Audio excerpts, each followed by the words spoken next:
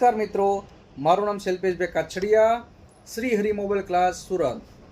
આજે તમને મસ્ત મજાની એક સલાહ દેવા આવ્યો છું. હું છેલ્લા 25 વર્ષથી મોબાઈલ લાઈન સાથે જોડાયેલો છું. મતલબ 2001માં મેં મોબાઈલની દુકાન કરેલી સુરતની અંદર વરાસામાં. આજે 2025 એટલે 25 વર્ષ થઈ ગયા. તો સૌથી પહેલાં અમે કીપેડવાળા મોબાઈલ રિપેરિંગ કરતા, પછી 3G રિપેરિંગ કરતા, પછી 4G 5G હવે એપલ આવ્યા. સિસ્ટમ પ્રમાણે બધું ફરતું હોય. પહેલાં કેવું હતું કે મોબાઈલ લોક લાગી જાય તો અમે લોકો એને સિક્યુરિટી લોક ખોલી નાખતા, અંદર ડેટા જ રહે એમ. પણ હવે બધા હાઈ સિક્યુરિટીના ફોન આવી ગયા છે કે તમે ગમે એમ કરો તો એના અંદર જે ડેટા હોય એ જતા રહે. મતલબ ઘણા લોકો મારી પાસે આવે, અલ્પેશભાઈ મારા મોબાઈલમાં લોક લાગી ગયો છે પણ એમાં જે ડેટા છે ને એ રાખવાના છે, ડેટા કાઢવાના નથી એમ. તમારે જે પણ ચાર્જ થાય હું આપીશ. મારા અંદર ડોક્યુમેન્ટ છે, મારા ધંધાના બધા અંદર છે, બધા ફોટા વગેરે વગેરે.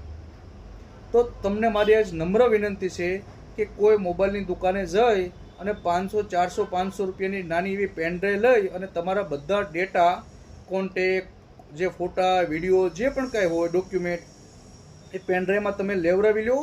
અચાનક તમારા મોબાઈલમાં કાંઈ પ્રોબ્લેમ આવશે ને તો ખબર પડશે. ઘણા લોકો રોતા રોતા મારી પાસે આવે, મને કે અલ્પેશભાઈ ફોન પાણીમાં પડી ગયો, હવે શરૂ નથી થતો, હું તમને 5000 રૂપિયા આપીશ રિપેરિંગના, મને આમાં ખાલી ડેટા લઈ દો ને, મારા ફોન નથી જોતો. એની કરતાં પેનડ્રાઈવમાં ડેટા લઈ લીધા હોત તો.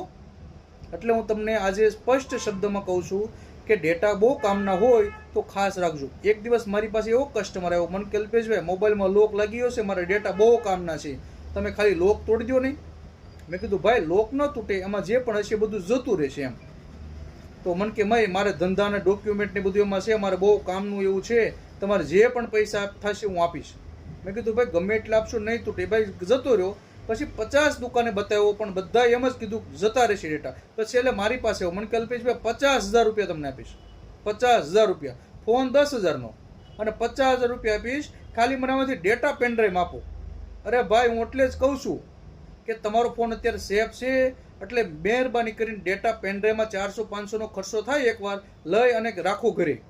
ભવિષ્યમાં તમારો મોબાઈલ ચોરી થઈ ગયો હોય, પાણીમાં પડી ગયો હોય, કાંઈ પ્રોબ્લેમ હોય તો એ પેનડ્રાઈવમાં ડેટા લઈને તમારા નવા મોબાઈલમાં નાખવા થાય.